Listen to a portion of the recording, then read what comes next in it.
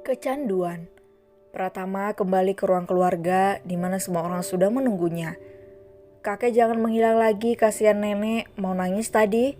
Celutuk Leksa cuek tanpa menoleh, dia masih sibuk dengan iPad yang dia pegang. Semua orang terbengang mendengar celutukan Leksa yang tanpa sadar menggoda kakek dan neneknya itu. Iya sayang, maafin kakek. Minta maaf sama nenek, kek jangan sama Leksa, kan yang mau nangis tadi nenek. Kalau Leksa mana mungkin nangis, orang kakek sudah besar mana mungkin bisa hilang di mansion ini.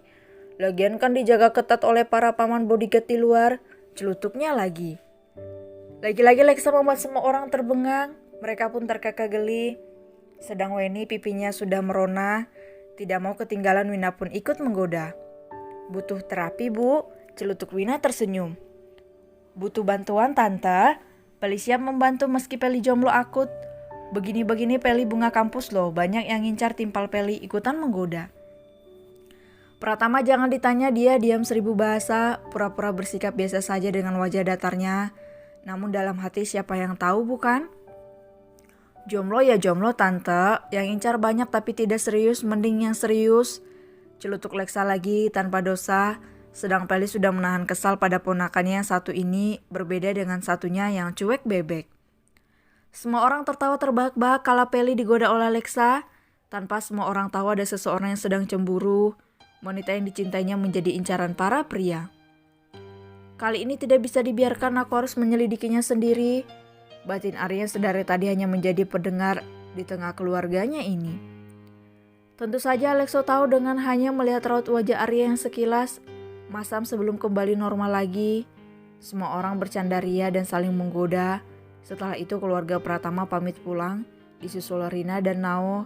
Setelahnya Arya pulang yang paling terakhir sambil menatap intens gadisnya sebelum keluar dari mansion. Semua orang sudah pulang, Diarta dan Ria pun juga beristirahat di kamar. Begitu Peli dan juga Alexo beserta istri dan dede cantik mereka semua istirahat. Sedangkan Alex dan Leksa kembali ke kamar masing-masing. Sesuai permintaan, Leksa yang ingin mempunyai kamar sendiri, belajar mandiri dan tidak ingin bergantung pada saudara kembarnya. Alex cukup mengerti dengan keinginan adik kesayangannya dan sekarang bertambah satu lagi adik kesayangannya. Semua orang sudah tertidur, berbeda dengan si kembar yang masih belum tidur. Padahal besok mereka akan kembali ke sekolah. Tok tok tok. Leksa memutuskan untuk ke kamar kakaknya karena dia tidak bisa tidur. Dia tidak tahu kenapa matanya tidak bisa dipejamkan. Kak, apa kakak sudah tidur? Tanya Leksa di balik pintu dengan suara pelan agar tidak mengganggu yang lain.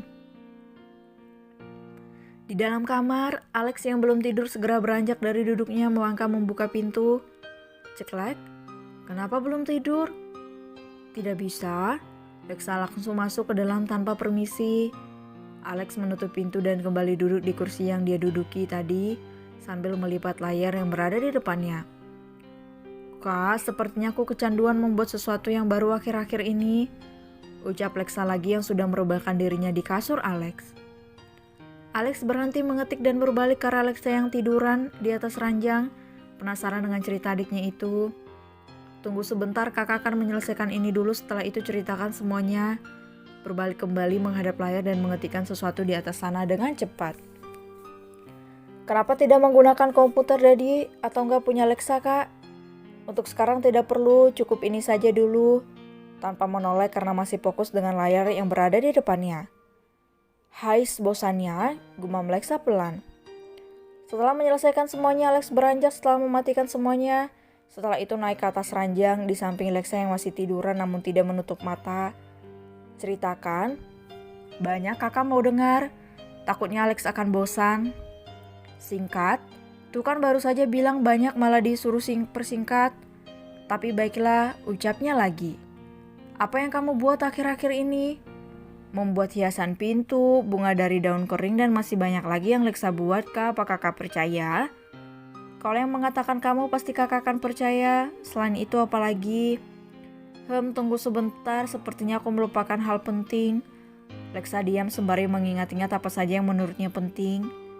Ah iya kak, aku ingat penemuanku yang sangat penting yaitu kamera tak kasat mata. Dan apakah kakak tahu semua barang yang Lexa buat? Sudah ada itu, kamera tak kasat mata. Jadi bagaimana menurut kakak? Apa penemuanku kali ini berguna? Tentu saja sangat berguna, mungkin hanya dirimu yang bisa menemukan hal seperti itu. Alex mengelus pucuk kepala Lexa, tentu saja dia sendiri juga kagum akan ide dari adiknya ini. Tidak harus selalu meminta bukti, cukup untuk memuji dan memberikan support. Sudah cukup membuat Lexa senang, ternyata mereka berdua masih memiliki sifat kekanak-kanakan. Apalagi mereka kan memang masih anak-anak. Senang bukan main, jadi dia bisa memikirkan ide lainnya dan terus mengembangkannya. Love you kak, jangan bosan-bosan mendengar ceritaku. Ah, aku mengantuk kak, boleh tidur di sini. Tanpa mendengar jawaban Alex, Lexa menaikkan selimut dan langsung tertidur karena suara napasnya yang teratur. Bahkan aku belum menjawab tapi dia sudah tidur. Batin Alex menggelengkan kepala.